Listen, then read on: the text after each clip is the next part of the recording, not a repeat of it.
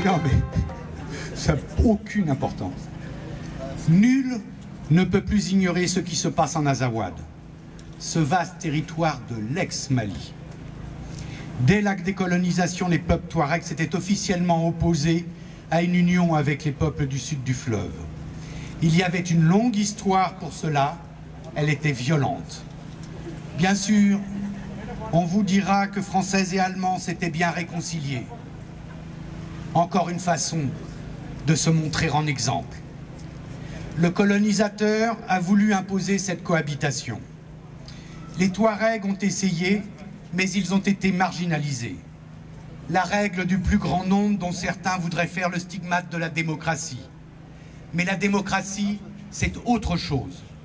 Des libertés, des droits et des devoirs pour les citoyens. Les Touaregs ont été marginalisés et se sont révoltés à plusieurs reprises. La répression féroce dont ils furent victimes a poussé nombre d'entre eux à chercher des refuges et des formations ailleurs. Leurs voisins n'étaient pas tous recommandables, je vous l'accorde. Mais choisit-on ses voisins? Certains vinrent en France.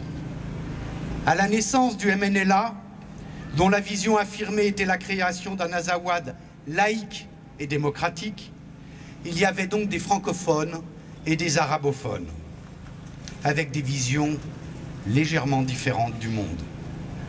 Ils ont triomphalement libéré leur territoire sans déborder sur le Mali Bambara au sud. Dans une optique de rassemblement national et au nom de la diversité d'opinions, ils avaient d'abord accepté le dialogue avec les islamistes parmi les Touaregs. Paradoxe de la démocratie qui porte en elle les germes de sa propre disparition. Ces islamistes, Ansardine notamment, avaient un instant accepté l'idée d'une séparation de la religion et de l'État.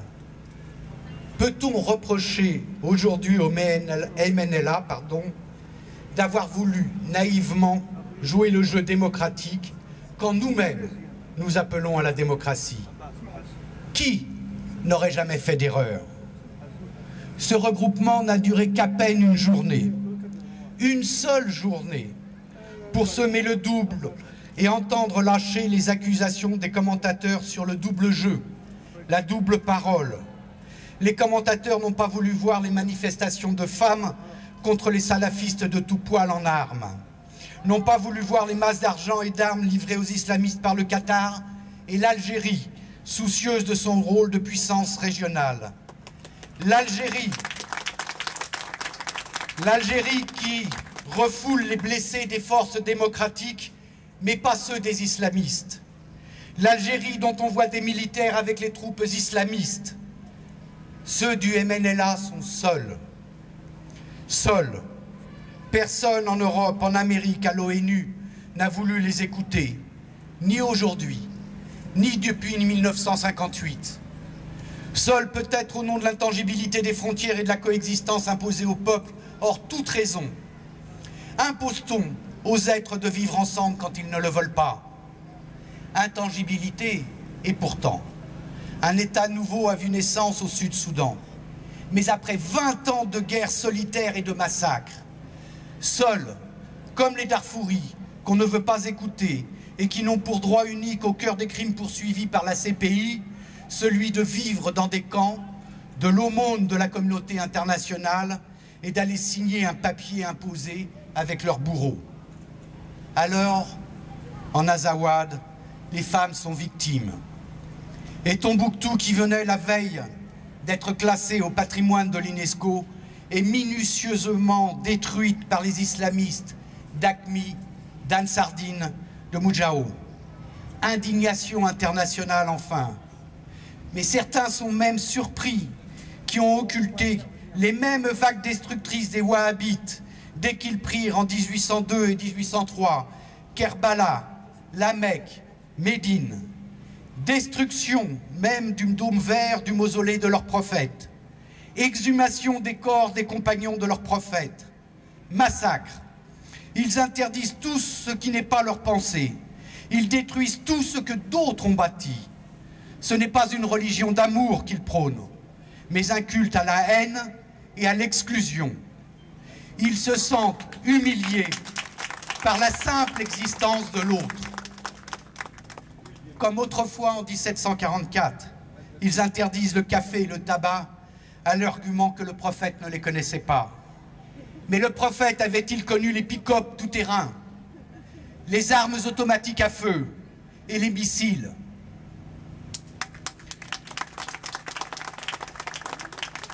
Que nous sommes loin de Cyrus le Grand, qui abolissait l'esclavage et libérait les peuples de son empire vers 530 avant l'ère commune. Un bond en arrière de 2550 ans. Jusqu'à quand allons-nous tolérer ça? Nos pères se sont battus pour la liberté et une déclaration universelle des droits de l'homme. Universelle. Ce n'est pas une pensée colonialiste que de promouvoir la liberté pour les hommes. Seuls les dictateurs qui essaiment sur la planète veulent nous le faire croire, évidemment. Cette déclaration-là n'a pas de patrie. Et en tout cas, j'observe que la France l'a abandonnée depuis bien des décennies. Regardons au fond de notre âme. Certes, l'économie est importante, mais je dis que la grandeur d'une nation est d'abord dans la défense de ses valeurs. Je dis qu'il faut soutenir des mouvements démocratiques et laïques avec lesquels on pourra vivre en paix et dans la prospérité. C'était le rêve de nos pères aussi. Je me souviens de notre ministre des Affaires étrangères en 2007. Nous l'avions accompagné dans les camps de réfugiés d'Arfouri au Tchad, puis de sa présence à la Mutualité. J'avais dit à l'époque que si nous ne faisons rien, ce serait plus une Afrique du Nord musulmane qui serait à notre frontière sud, mais une moitié nord de l'Afrique, islamiste et conquérante. Le Darfour laïque et démocratique attend toujours, le MNLA aussi. Qu'au moins notre ministre écoute et tende la main, à moins que la normalité soit de regarder mourir les hommes dans nos propos légers et voir s'évanouir leur liberté. Vive le MNLA.